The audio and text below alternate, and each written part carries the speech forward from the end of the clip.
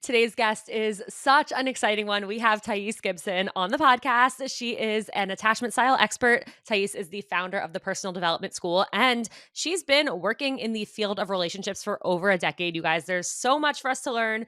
Welcome to Seeing Other People.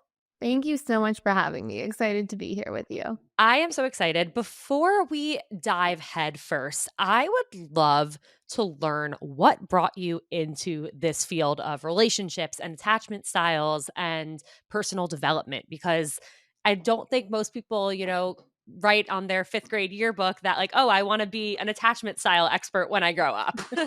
Fair.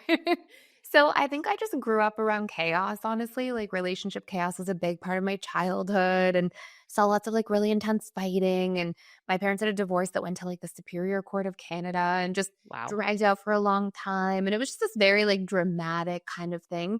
And I think I was a really sensitive kid. And I think I just from a very young age grew up wondering, why does it have to be like this? And isn't there a better way? And because there was so much chaos, because there would be like, huge arguments and big fights all the time, it's almost on like what felt like a daily basis as a child. I'm not sure if it was quite every day, but pretty close to it. And I think that I also developed just a lot of hypervigilance. Like I was always sort of waiting for the other shoe to drop and reading between the lines. And obviously that can create a little bit of havoc for your nervous system. But one of the benefits of it is that I learned to be hyper attuned to people and really be Mhm. able to kind of read social cues and see what was going on between the lines.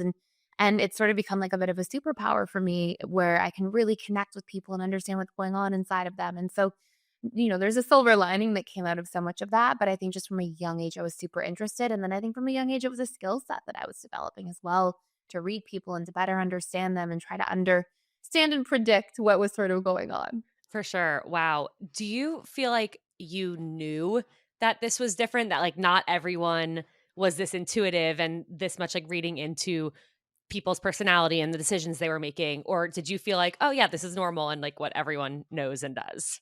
I definitely thought it was normal for a long time, and thought that everybody was, I guess, like, as interested in people as I was or reading between the lines as much, and it's funny because when I was young, like, in high school, I felt like I would start dating somebody and I would know, like, everything that they were looking for and everything about like, I would just really know, and then I would feel frustrated that, like, unless I communicated things or said something that people weren't picking up on as many things back, and I remember, like, really taking that personally growing up and sort of feeling, like, hurt or frustrated that people weren't picking up on things, but I came to learn later on that, like, that's the thing for fearful avoidance, and I was a fearful avoidant attachment style growing up, and research shows that's less than 10% of the population. So, obviously there's about 10% of people out there who are extremely hypervigilant, who do really, read into things and notice things and read between the lines well. But then, 90% of people are not necessarily in that space and they have other superpowers in relationships too.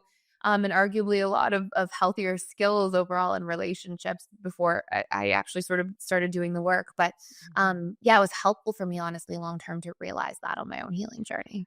I want to just say I like that you're calling them like superpowers, because I think we look at attachment and we're like, well, unless we're secure, we're screwed. Like if we're anxious, if we're avoidant, like that sucks for us.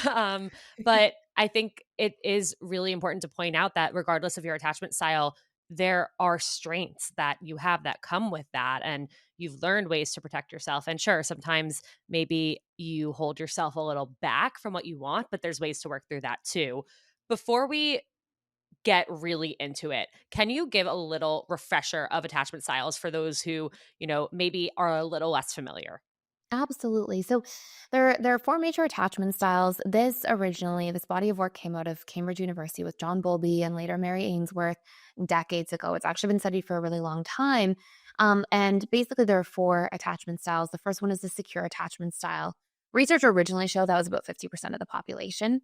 And secure people grow up with approach oriented behaviors in their household. So when the child's crying or upset, the caregivers actually are attuned and they approach the child to try to soothe them, to try to connect with them, to see what's going on, to understand their needs, and to try to meet them, whether it's to be clothed or fed or changed or whatever it might be.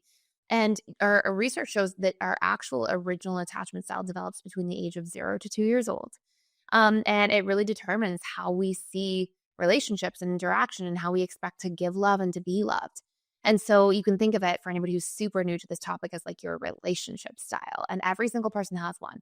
And now secure people end up reporting in relationships that they have the longest relationships, longest lasting, and they actually report feeling happiest during those long lasting relationships and most fulfilled, which to me is a really important differentiator because you can be in a long lasting relationship, but you could be miserable and it's not really saying Right. anything. Then we have our three insecure attachment styles, which are our anxious attachment style, dismissive avoidant, and fearful avoidant attachment style, also known as a disorganized attachment style. So, at one end of the continuum, in a sense, is our anxious attachment style. They grow up with a lot of inconsistency growing up and either real or perceived abandonment. So it could be that, a real abandonment happens through the loss of a parent or perceived abandonment where parents are really loving, but they work all the time and it constantly just feels like love is there and then taken away and then there and then taken away. And because we get conditioned through repetition and emotion, it's so much of what fires and wires our neural pathways and how we perceive the world and ourselves. If there's a lot of inconsistency, then this child grows up to constantly be afraid of love being taken away. And so they are in a sense, really, really acutely aware of changes in patterns around abandonment specifically. And as soon as somebody's calling less or texting less or anything changes, rather than perceiving that as like natural ebbs and flows of a relationship at times, they tend to hyper personalize it and they become really afraid of abandonment, of being alone, of being seen as not good enough. And so they're really sensitive to those things and they end up people pleasing their way through the vast Mhm. majority of their lives and relationships. And that can lead to some self abandonment. Quick question on that before we continue. How much of this, because every time I talk about attachment, people ask this like after the episode comes out, and they're like, but what about this question?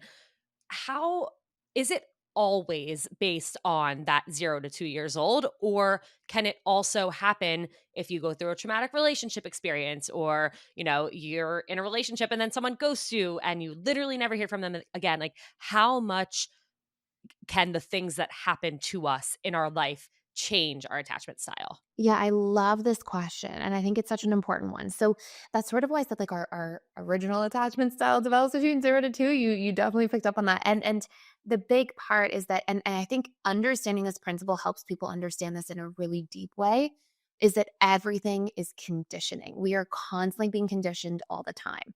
So once we have patterns, it takes a little bit longer to completely overhaul them and recondition them.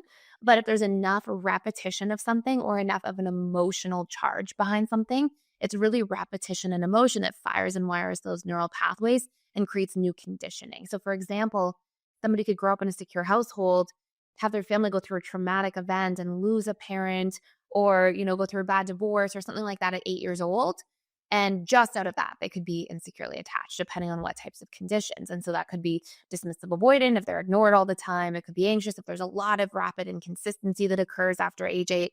But it's really going to be about the balance of repeated new experiences that create an emotional charge because that's how our subconscious is programmed. And we have to remember too, it's only 3 to 5% of us that activates, that really focuses and works through our conscious mind. It's 95 to 97% that's our subconscious patterns, those habitual, consistent conditions that we've been really worked that we've really formed through our experiences. And so, such an important question. And also, somebody can be an adult and they can, be, let's say, anxiously attached at 25 years old, get into a relationship with somebody with narcissistic personality disorder and leave that relationship as a fearful avoidance. So definitely we can be changed by our conditions.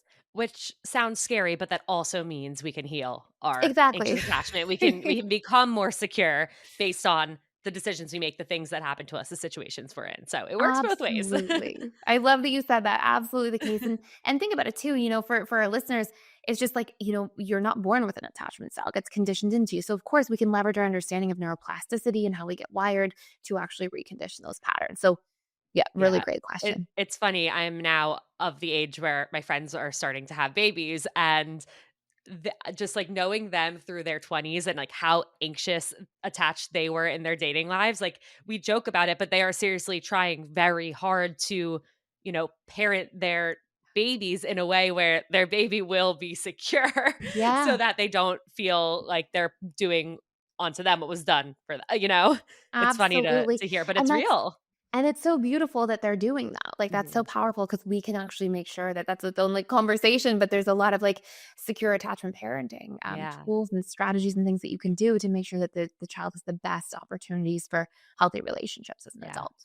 So I'll go back to because I know Yes. I dropped off, but we'll go back to the other two attachment styles. So if we have the anxious sort of at one end in a way, you can think of the dismissive avoidant as sort of being the other end of the continuum, the sort of polar opposite in many ways. And it's because they usually grow up in a household where their overarching theme is emotional neglect. And sometimes there can be chaos and enmeshment and things like that in there too, but the overarching theme is neglect. And so a child grows up, they're not attuned to consistently.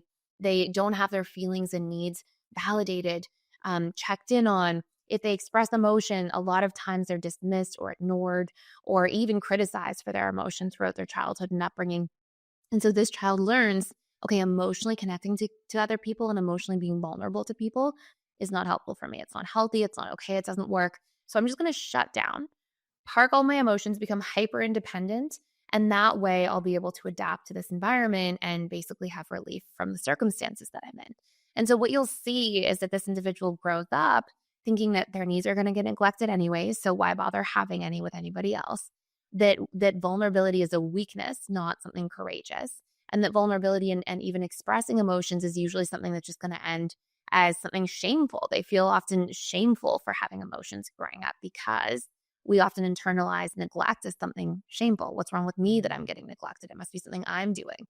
And so this adult usually grows up to become somebody who's afraid of commitment, afraid of too much closeness, needs a tremendous amount of space, and is often what we call counter-dependent, which is they are the opposite of codependent. They tend to really push away from too much closeness at all. And they may even leave relationships all of a sudden if things get too real. Is there any connection with this to is like a gender split of it being more men than women? Because I notice, and obviously we know like men are in theory like raised to be strong and not show emotion, but I'll often create content about the importance of vulnerability in dating, and some of those posts get so many comments from men saying like, nope, I tried being vulnerable once, I'm never doing it again. Or like, easy to say when you're a woman who is like applauded for opening up, but we're not supposed to do that as men. Yeah, 100%. So the research shows it's around 70-30 split. Interesting. And of course that makes a lot of sense historically with the conditions men are raised in. It's more like don't be a crybaby, suck it Right. up, be tough. So there's just more of that like in society, at least in North America. And so you're absolutely right in hitting the nail on the head there. And I think that something needs to be said about vulnerability. Like vulnerability is a scary thing and vulnerability won't always go well your first Right. time around. Sometimes you'll be vulnerable and you will get hurt. And that's something that everybody goes through, but accepting and being okay with being hurt and trusting yourself to move through it and knowing that there's a vetting process and when I'm vulnerable with the right person, it's really going to click and we're going to get to grow together.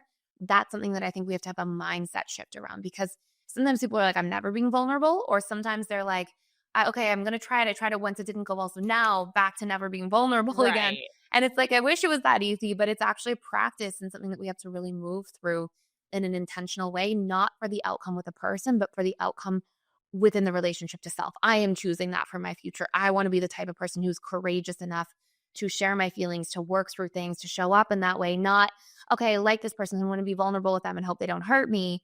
And I'm doing it for them in this relationship instead of for me. And if we make the outcome about with what we're trying to get from somebody else instead of how we're going to show up and live our lives in the world, we're more likely to feel frustrated. Yeah, absolutely. That's such a great point. I would love to know from your expertise, what do you see as the biggest attachment problem in modern dating today? Yes, I definitely want to answer that. I think I left out the one other Oh my attachment god. style. We skipped people Sorry, avoided. there's so much I wanna ask. Go, Sorry. go. I'll do it quick. No, you're So perfect. so fearful avoidance, just the very last one is for anybody listening, also often referred to as a disorganized attachment style. They're the same thing, but basically grow up with the overarching theme being chaos. And that can be anything ranging from a really chaotic household where there's like lots of fighting or an arguing, things that I sort of mentioned, to having a parent who's an alcoholic, to having a parent with narcissistic personality disorder, antisocial personality disorder. Basically, there's a lot of chaos and trauma. And that trauma happens frequently enough where a child learns, okay, I can't trust my environment at all. I have to constantly read between the lines and thus develop the sense of hypervigilance. And so while the anxious attachment style strategy is to constantly get closer and maintain proximity, and the dismissive avoidance attachment strategy is to like stay away and be independent and keep space, The fearful avoidance, like, let me read between the lines and become hyper attuned Mhm. to everything going on in someone else's reality, so I can predict their behavior a couple steps ahead and I can protect myself in advance. And so they become very hypervigilant. A lot of fearful avoidants struggle to trust. And interestingly enough, they have both an anxious and avoidant side to them. So they sometimes feel really anxious and afraid of rejection, but they'll both activate and deactivate, sometimes even more so deactivate, where they will shut down and protect. So they may feel anxious and go, well, I feel really anxious. I don't want this person to hurt me. Let me reject them first Right. and let me push them away. Or they might be like, I feel anxious. Let me call and text a bunch. So they can really go either way, whereas anxious attachment styles are very all into activating. Dismissive avoidance tend to almost exclusively deactivate. And so fearful avoidance sort of go back and forth.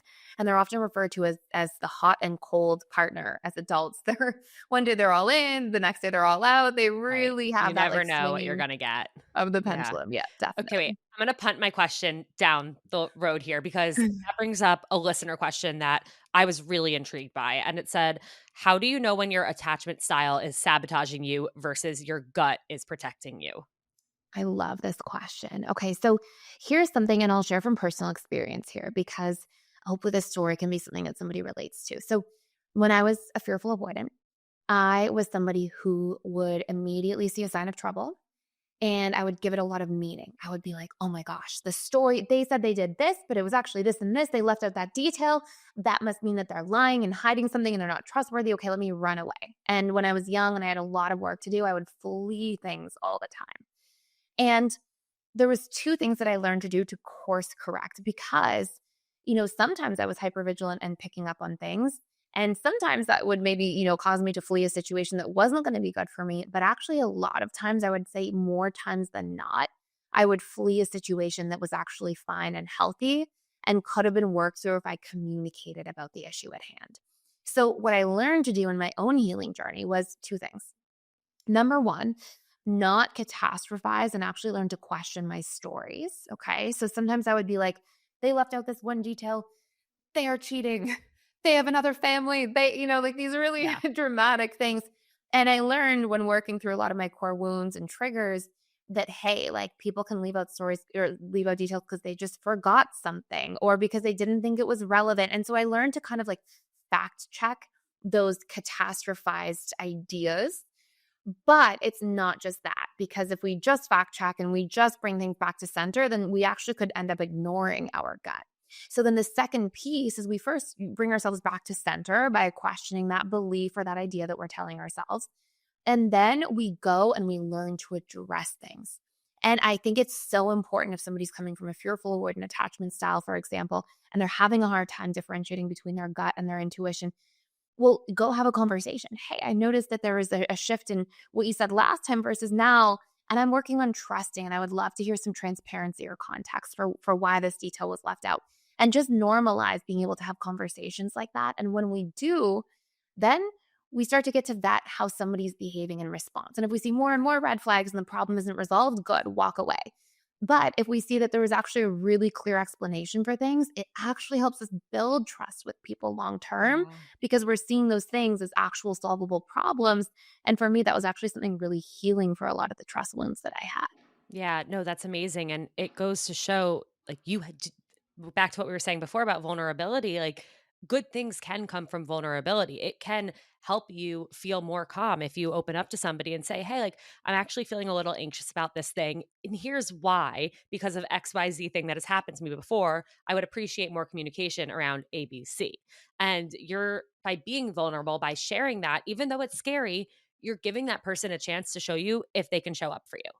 100%. And honestly, to your point, you will never be able to build real trust if you're coming from a wounded trust past without vulnerability. Because one of the biggest things I learned in my own journey, and I share this with like our students and with people on our channel all the time, is like when you tell people, hey, this affects me, or this is my fear, or I have a need here, whether you're sharing a fear or a need with somebody, finally you're giving them the information they need in order to consider you.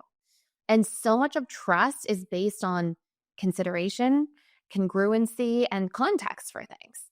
And so when we can ask for those things, when we can bring up those things, if we can say, hey, I have a sensitivity here or a concern here, and somebody actually hashes that out with us, That's how we're repairing a fragmented baseline of trust. Because we're like, oh, when I tell somebody that this affects me or this hurts me, they stop doing it. They make an effort to be better at it. Wow, I feel considered. I can see this person's looking out for me. I can actually build trust with them. And it's so beautiful. And I also think that until we do that, sometimes you won't realize how much people really do care. Because if Mhm. you're never sharing your vulnerabilities, you're never sharing your fears or your wounds or your needs with somebody in a close relationship, well, then you're going to be in a position where you're never giving somebody the information they need to properly love you.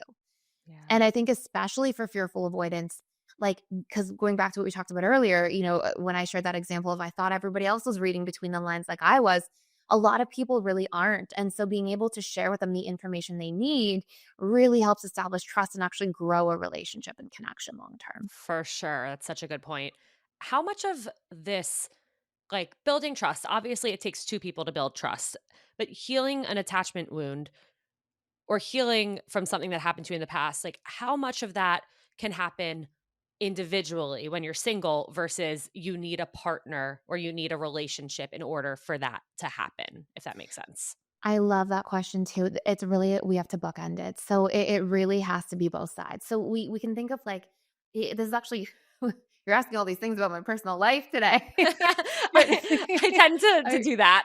I'm teasing, but I just keep thinking of like these personal things on my own journey, which is so interesting. So I noticed for me when I first, did a lot of healing, I was like, "Whoa, I've got a lot of healing to do," when I was young, and so I actually spent 4 years being, like, fully single, and I was like, "I'm just gonna, like, heal and not date anybody," and I was really intentional about it, and, like, 4 years is a long time, I probably could have, like, shortened that window, but it was good for me, it was, like, a really important time for me, and I did a lot of wound reprogramming, so a lot of, like, there's some tools you can use that are based in hypnosis and understanding of neuroplasticity and how the brain works, where you can actually rewire these different patterns. So I had a lot of wounds around abandonment or betrayal or feeling unworthy or unlovable or all these things. Did a lot of work on those wounds and it was awesome. And then I did a lot of work on self soothing and meeting my own needs and regulating my nervous system. And that was all the internal work. Then I got into a relationship, which funnily enough is my now husband that we've been together for like 10 years. And when I met him, I was like, "Well, I've done all the work. I'm good." And then what I realized is that there's really 2 ends. There's the inner work that we have to do, but there's also the relational work, and that will matter. And so doing like core wound reprogramming, like rewiring these old wounds and patterns, learning to meet your own needs, learning to regulate your nervous system, those are all of the internal pieces of work. But then externally, we have to be able to communicate our needs and practice receiving them. I was scared to receive things from people because I was like, "Oh Mhm. no, can I really trust and rely on them?" And like actively practicing that, but then also being able to make sure that we have boundaries in relationships. So that's only work, the communication, the receiving, and the boundaries. That's only work that you can really do interpersonally because I mean, sure, we can set boundaries with ourselves, like don't check my ex's social media or whatever, but like it actually has to be done through people if we want to be masterful at it. So there are 2 ends to it. And what's beautiful is that those 2 ends are what make up interdependence. It's Mhm. not codependency, it's not counterdependency, it's that middle where it's like, I want to be a master of regulating my own emotions and being able to meet my own needs and having a relationship to myself. But I also want to feel equally competent and confident that I can rely on people, that I can soothe through and with people as well. And it's really both sides that will matter. Well, I love that it works in both facets because that means that anyone can start wherever they are. You don't have to wait to be in a relationship. You also don't have to wait for a relationship to end or for it to not work out. Like you can meet yourself where you're at and either begin the process or continue the process no matter what is happening in your dating life. Absolutely. Okay.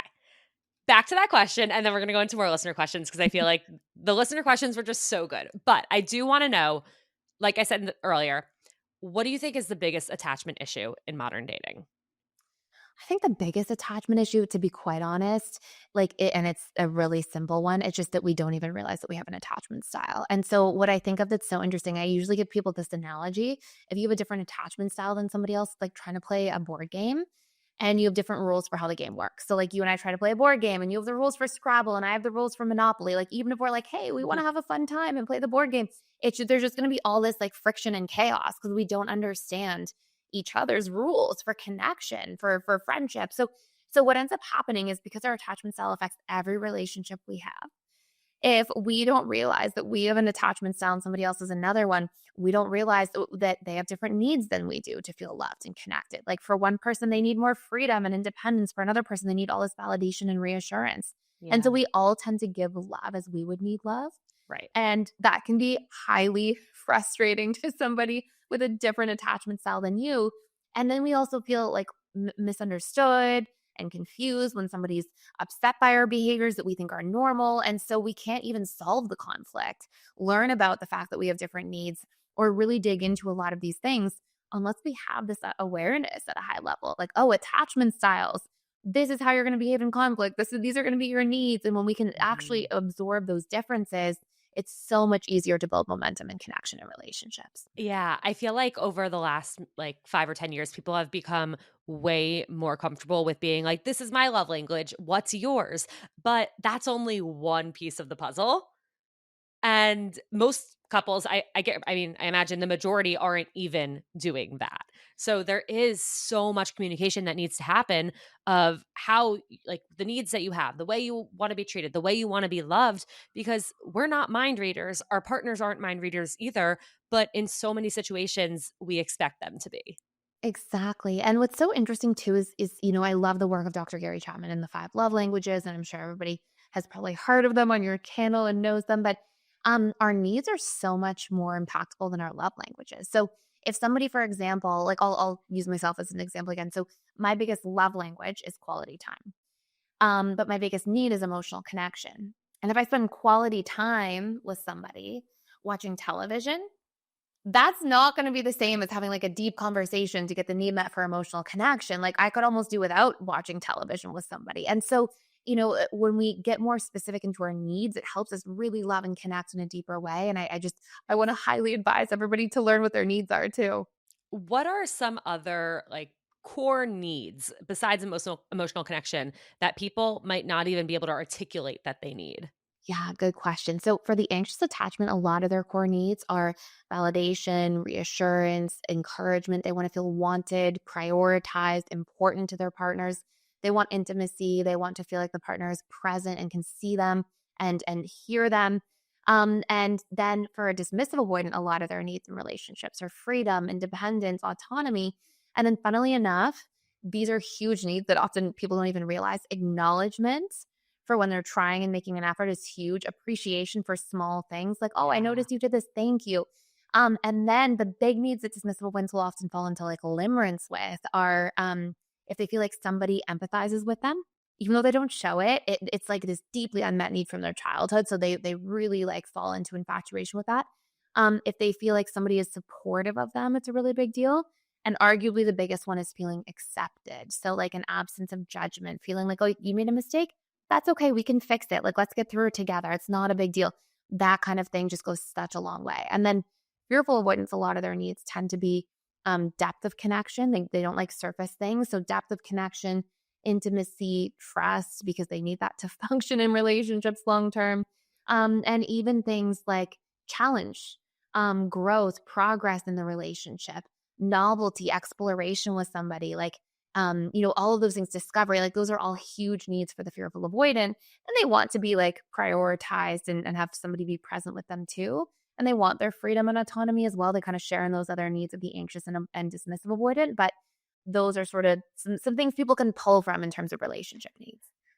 In terms of communicating, like, "Hey, this is my attachment style. Hey, these are my needs." Like, how would you advise somebody in, say, a new relationship to communicate about that? One of the questions we got was, "How can I explain that I'm anxious attached to a new partner without scaring them off?" Yeah, it's a great question. So I always say, like, when you're first dating, go on a first date and like make it short, see if there's a connection, just have fun, go for a quick coffee or one drink or something really easy. And then as you start to get to know somebody, you ideally want to know like what your standards are and your non-negotiables. And then aim on each date to ask one or two questions, okay, that are intentional that you want to get to the bottom of. So, for example, if you know that a non negotiable is that somebody's willing to resolve conflict, then you might bring up on date number 3 or 4, "Hey, hashing things out is super important to me if there's ever an issue. How do you feel about that?" Right? So you're just bringing up one or two intentional things, and that's how we're vetting somebody. Once we've vetted them and we actually feel like, okay, we see this as a good fit. Maybe we've agreed to a relationship, or maybe it's just like date 6 or 7 and we see a lot of progress and we see ourselves wanting to spend time with somebody. That's a great time where it's good, you can start bringing up 1 or 2 needs that you have on a date. So once you've vetted and it's worth sharing and investing, then you can start saying, hey, consistency is really important to me, or certainty is really important to me if I'm anxiously attached, or, knowing that we're going to communicate each day, even just briefly, like a quick text here and there, that really matters to me. And then what we're doing is when we communicate a need, we're also vetting, right? Because we have to see if this person's actually going to be somebody who shows up for these things, if they're ready for these things. So ideally just sharing that, hey, these are some needs I have in a relationship. These are the triggers or fears that I have. We don't have to be like, oh, I'm anxiously attached. Here's the 4 attachment styles. Here's what they are. I mean, you can. You can Right. tell them to listen to this podcast episode. but just really knowing that we can share one fear that we have each date, or one trigger that we have, or one need that we have. That's what allows somebody to have the information they need to know if you're a good fit for them and vice versa. And it's also you advocating for yourself and being able to vet how the person responds to those things. Yeah, and it gives them an opportunity to be vulnerable and share what their needs are. Yes. Like, I know sometimes we're so afraid to express our needs because we don't want to seem needy, or we don't even want to seem like we have needs. Every single human being on the face of the planet, not even humans, every living and breathing thing ever has needs. And for some reason, our society makes us want to hide those, but you want to be with somebody who is able to show up for your needs and whose needs you're able to show up for. So we're almost doing ourselves a disservice if we're not having these conversations and not expressing what we need. Absolutely. I couldn't agree more. And it's coming from a place when you're trying to self-silence your needs. It's always a form of self-abandonment. It's always a form of like, let me play small so I can earn love and be worthy of the other person. And unfortunately, there are stages of relationships, unfortunately, but we have the dating stage and then the honeymoon stage. And then every single relationship, even between 2 securely attached people, will go through a power struggle stage. It's usually about a year and a half to 2 years in. If we make it through that stage, then we move into the stability, commitment, and eventually bliss phase. But in the power struggle stage, if we haven't been expressing our needs and who we are and what our truth is, it actually makes it so much more difficult to even survive the power struggle stage later in the relationship. So it's really important to build that foundation early, to have those conversations early, to really learn each other early. And that's what allows us to keep growing together rather than like really quickly grow apart. Yeah, and for me, I think being so communicative in my relationship from the beginning, like that's what allowed me to feel secure in this relationship, which I had never experienced before. But Jake and I just had such great communication from the beginning. And had I not opened up about, the things I needed and things that had happened to me in the past, later on, I would have felt so anxious of like, "Oh, he's gonna figure me out and, like, see this person I've been hiding. When Yeah. do I show him that part? Like, is he gonna leave me because of that?" Versus, "Hey, I put it all out on the table in the beginning, and he decided to stick around, and now I feel safe." I love that. That's really beautiful. Good for you. Yeah. Okay. Let's do some of these questions because they're just so great. The first one, or not the first one, we've already done, like, 5, but are they avoidant or are they just not into me? Oh my gosh, it's so funny. I created a YouTube video on this because this is such a good topic. No, I So, saw that, and I saw that after I got the question. I was like, "Oh my god. Okay, this is perfect." because it's such honestly, this is one of the biggest questions that comes up all the time. So I love this. So here's some ways to tell, okay? If somebody's avoidant, you're gonna see a few core things. Number one, they're usually slow to warm up from the beginning. So they may be like charming and like able to ask the right questions on a date or things like that. But you're gonna feel that there's this like lack of opening up about their feelings around things, about talking about how they experience things. They'll use a lot of like I think language rather than I feel. If you're like, "Oh, how was your day?" "Oh, I had a hard conversation with my boss today." "Oh, how did that feel?" "Well, I think my boss was ABC." And it's like a lot they won't share what they feel, they won't share a lot of their emotional experiences. You'll often see that sometimes they can be a little more standoffish around, groups of people or even just new people, like strangers. And you'll tend to see if you learn anything about their childhood that they had to be really independent at quite a young age. So you'll see some of those, like, initial themes. Generally, as well, if somebody's avoidant, but interested, they will make an effort to be consistent. They will plan dates. They will initiate things. It's not like because somebody's avoidant, they don't ever develop feelings for somebody. It's just that Right. their own emotions and vulnerability scares them later on. So they will make an effort. You'll see them initiating things. They're not going to like not speak to you at all. And so, I think that those are such important things. If somebody's not interested, whether they're an avoidant or not, and they're not interested, you're just not going to have somebody initiating. You're not going to have somebody making consistent plans. You're not going to have somebody reaching out first. You're not going to have somebody be, in a place in the relationship dynamic where they're trying to create progress. A lot of avoidance will try to progress relationships, but then a lot of times too, avoidance, what really happens is once they actually attach, that's when we see somebody's attachment style show. So that's when they're going to start to like drop off. But again, dropping off doesn't mean that like there's such a big difference between an avoidant who's interested and somebody who's not interested, because an avoidant, when they're interested, um, they may be a little bit less vulnerable or emotional. They may share things a little bit less, but it doesn't mean that they're like, okay, see you in 2 weeks or see you never. Like they're still there. They're still going to be Mhm. putting in some consistent effort, initiating things. And so those are things to look out for. Like when we're looking, we have to look at people's behaviors, not what they say they're going to do. And if somebody's interested, they're initiating plans. You're hearing from them almost every day, if not every day, in the early stages of dating. You see the effort, you see that there's progress, but somebody who's not interested, you're just seeing a lot of lack of those major features. So for someone who's anxious and ends up dating or falling for someone who's avoidant, which happens often, Yep. um, how like what is the best advice you could give them for navigating these early stages and trying to make it through this, like figuring them out place? Great question. So I think one of the first things are to not make it an outside in experience, make it an inside out experience. And what I mean by that is it shouldn't be like, okay, let me learn everything about the avoidant and then become what they need me to be. Because as soon as we do that, we're walking on eggshells, we're not sharing our truth, we're not communicating vulnerably. And that will always, always come out in different ways, either as resentment, either as really anxious, clinging behavior later, because we've self silence for so long. Now we don't even know if they like the real us. And so we activate more and we cling more. And so it's really important to be able to be like, okay, let me make this an inside out experience. Inside out means I know my standards and my needs in a relationship, and I'm actually vetting for them. Okay. It can be scary for an anxious attachment style to even do that because you want to fall back into that old trap of people pleasing. People pleasing will literally destroy relationships. People pleasing will never work long term because, again, it will always cause other devastation in other areas. So, sharing what your needs are, speaking about your feelings early on, vetting, making sure you're actually vetting in the dating stage of a relationship. If I am dating somebody for 6 weeks and they have been really great, but they fell off this week and they weren't really communicating much at all, I'm going to show up to that next date and be like, hey, consistency is really important to me in a relationship dynamic, even if I'm just getting to know somebody. Can we work on that? And when you're doing that, I know anxious attachment styles are like, it's too vulnerable, it's too scary, they're going to leave me. That's actually something people are attracted to. People truly are attracted to people who are self assured, confident enough to speak out. It's what secure people do very, very well, very early. And it's part of why they can actually have these long standing relationships. And if somebody is going to negatively respond to your feelings or to your needs, then they're not going to be a good person to be in a relationship with, anyways.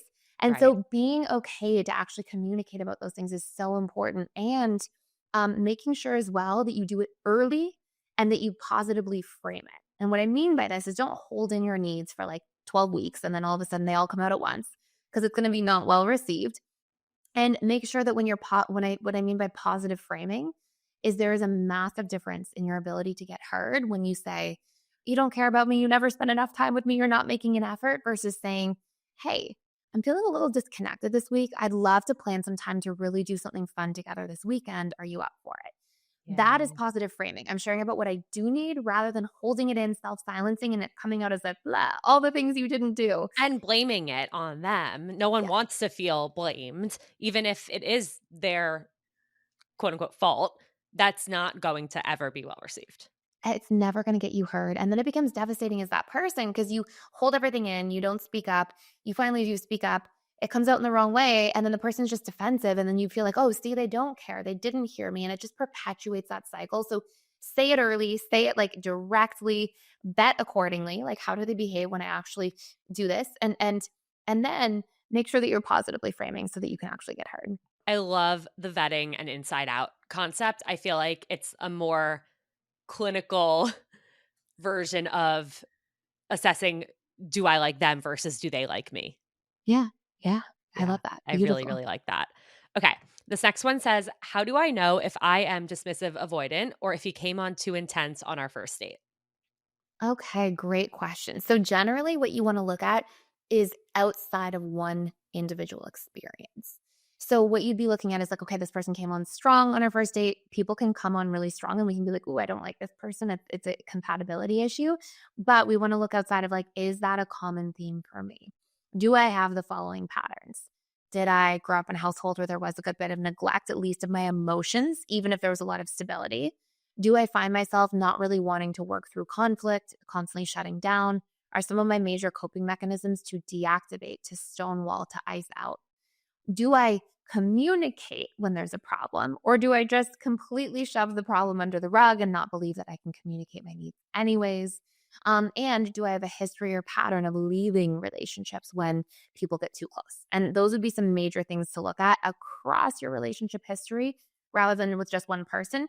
If you're looking at that going, I don't have any of those themes, it was just with that one person, probably not a dismissive avoidant. Yeah, and I think if you're not sure and it was just the first date, go on a second date. Like, you can, push yourself to do a little more research into this situation. Yeah, Yeah. definitely. Okay, let's do one more. How do you know if someone is just wrong for you or if it's your attachment style? I've been gaslighting myself about this recently. Wow, great question. So here's the best. I often give this to people as an exercise when they feel confused. So sit down, on one, write out on a piece of paper the top 8 or 9. Okay. You might have to sit with this for like 15, 20 minutes. 8 or 9 things that are important to you in a relationship. Okay. This is your way of understanding your standards. So maybe you want somebody who loves to travel. Maybe you want somebody who is healthy or ambitious, or maybe you want somebody who like they will definitely resolve conflict, or they're growing, or they like personal growth. Write down like all of those things, okay? And you can include in there like needs that are important to you from some of the needs we mentioned earlier. And then in the column next to it, I want you to really be honest. It requires a radically honest approach. How much are these things being met in my relationship from 1 to 10? Okay. That will help us first get a clear picture of like, is this a compatibility issue, or are there just all these things missing from the relationship? Then the next point is I want us to, if we see that, hey, actually a lot of things are missing, I want us to not do what Thais used to do, what I used to do, 15 years ago, and just flee. Oh my gosh, things are missing. Let me run away. This isn't working.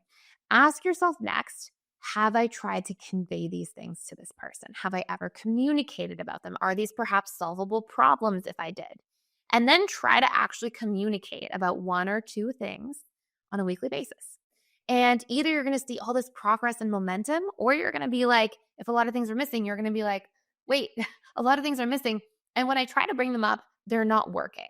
And if that's the case, then okay, look, it's a compatibility issue because there's a whole bunch of things you want that are not there and the needle's not moving. Yeah. And I love that this goes back to needs and figuring out what your needs are and then trying to communicate those needs, trying to find out if they have similar needs or similar interests. Like, I think the more we can really figure out what we're looking for, Yeah. the more we can actually go and find it in a way that might benefit us better than just like, oh, this person's cute. Oh, this person wants to go on a date with me.